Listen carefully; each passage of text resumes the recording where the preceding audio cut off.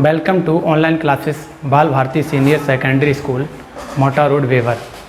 आज आपको हम बताने जा रहे हैं मेंडल के नियमों के बारे में, यानी कि फादर ऑफ जेनेटिक्स, यानी कि आनुवांशिकी के जनक। मेंडल को आनुवांशिकी का जनक कहा जाता है, लेकिन मानव आनुवांशिकी का जनक सर फ्रांसिस गाल्टन को कहा जाता है। ठीक है, तो इनमें अंतर जरूर याद रखना कि मानव आनुवांशिकी और आनुवांशिकी के बारे में। तो आनुवांशिकी के जनक जो हैं ग्रेगर जॉन मेंडल को कहा जाता है। तो आनुवांशिकी से मतलब ये है कि आनुवांशिकता कहते किसे हैं। ठीक है, तो आनुवांशिकता से मतलब ये है कि आनुवांशिक लक्षणों का एक पीढ़ी से दूसरी पीढ़ी तक स्थानांतरण जो है आनुवांशिकता कहलाता है, यानी कि the genetic character transfer one generation to the another generation called the genetics heredity। तो ये आनुवांशिकता कहलाती है। तो ग्रेगर जॉन मेंडल ने सबसे पहले आनुवांशिकता के विषय में बताया था। ये ऑस्ट्रिया में रहते थे, एक चर्च में जो थे पादरी थे। इन्होंने सबसे पहले अपने प्रयोगों के लिए मटर के पौधे का यानी पी प्लांट का चयन किया था।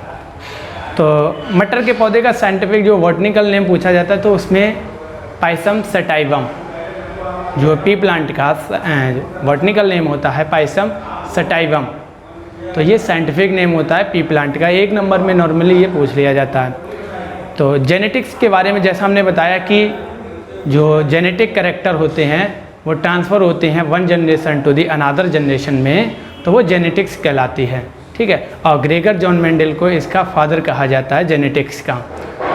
तो जेनेटिक्स के लिए और विभिन्नताओं के बारे में बताया था। तो विभिन्नताएं क्या हैं कि संसार में पाई जाने वाली लगभग हमने बताया 18 लग जाती हैं, सभी एक दूसरे से भिन्न होती हैं। तो जीवों में पाए जाने वाली विभिन्न, जैसे कि जितने भी जीव हैं सभी में कुछ ना कुछ अंतर पाया जाता है। तो जीवों में पाए जाने वाले इन्हीं अंतरों को हम विभिन्नता कहते हैं। विभिन्नता आती है वातावरणीय प्रभाव से, ठीक है, या जो पालन पोषण से, शिक्षा से, इन सारी चीज़ों से विभिन्नताएं उत्पन्न होती हैं जीवों में। आगे बताते हैं मेंडल के जो कुछ शब्दावली है और उन सब के बारे में बताएंगे जो मेंडल ने बताया था। तो आनुवांशिकता आपको समझ में आई होगी, आनुवांशिकता क्या होती है। अब मेंडल के लॉ बताते हैं। पहले लॉ सुन लो, फिर इनको जो डिफाइन करेंगे। मेंडल ने जेनेटिक्स के संबंध में, आनुवांशिकता के संबंध में 3 नियम दिए थे।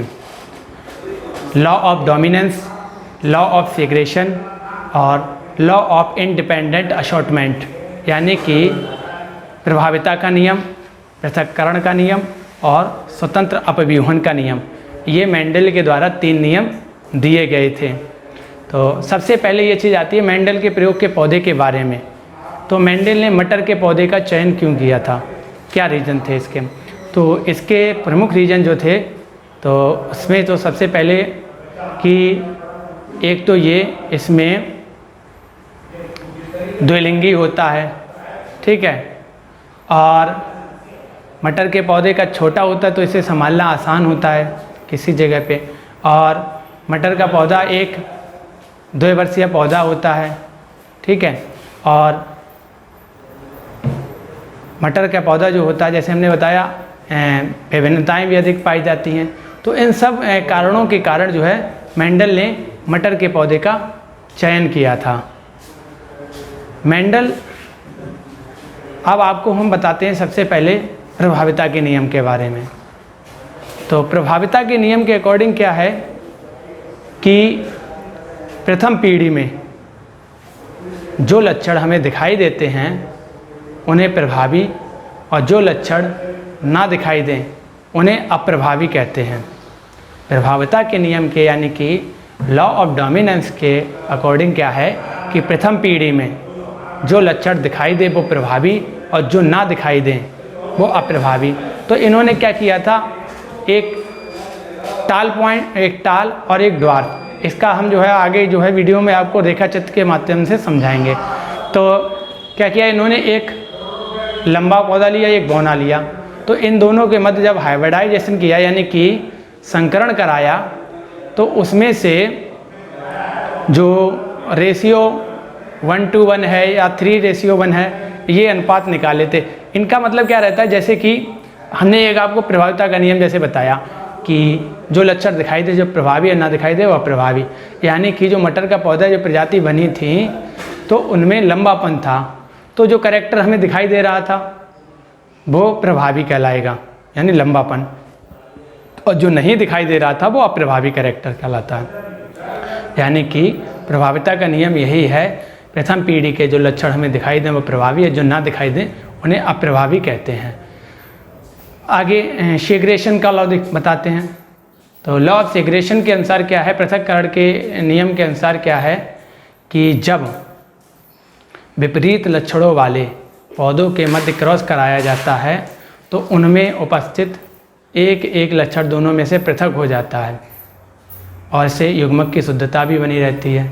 क्या होता है, जैसे कैपिटल टी से कैपिटल टी 2 जोड़ी में होगी, मतलब जोड़ी में होगी, स्मॉल टी जोड़ी में होगी, तो उनमें से एक एक लक्षण उनमें से पृथक होगा, तो इसे ही पृथक्करण का नियम कहते हैं। पृथक्करण के नियम के अनुसार क्या है, प्रथम पीढ़ी में जो लक्षण जब 2 विपरीत लक्षणों वाले पौधों के मध्य संकरण कराते हैं तो उनमें से एक एक लक्षण जो है पृथक हो जाता है, जिसे हम पृथक्करण का नियम कहते हैं। अब क्या है इसमें समझो इसके बारे में। देखो, जैसे हमने पौधे लिए, एक लंबा लिया और एक बौना लिया, ठीक है, तो लंबे वाले में से एक युग्म और एक बौने वाले में से एक युग्म, दोनों में से एक एक युग्म अलग हो गया, यानी पृथक हो गया, ठीक है। अब ये जुड़ के एक नए पौधे का निर्माण करते हैं जिसे हाइब्रिड टॉल बोलते हैं, यानी कि संकर लंबा। तो ये दोनों बने, ठीक है। अब इसमें क्या था कि जैसे मान लो ये हाइब्रिड टॉल बना, इस हाइब्रिड टॉल बनने के कारण क्या हुआ कि इसमें दोनों युग्मकों के लक्षण आए, यानी कि लंबे वाले के भी आए और बौने वाले के भी आए, तो दोनों युग्मकों के लक्षण आए।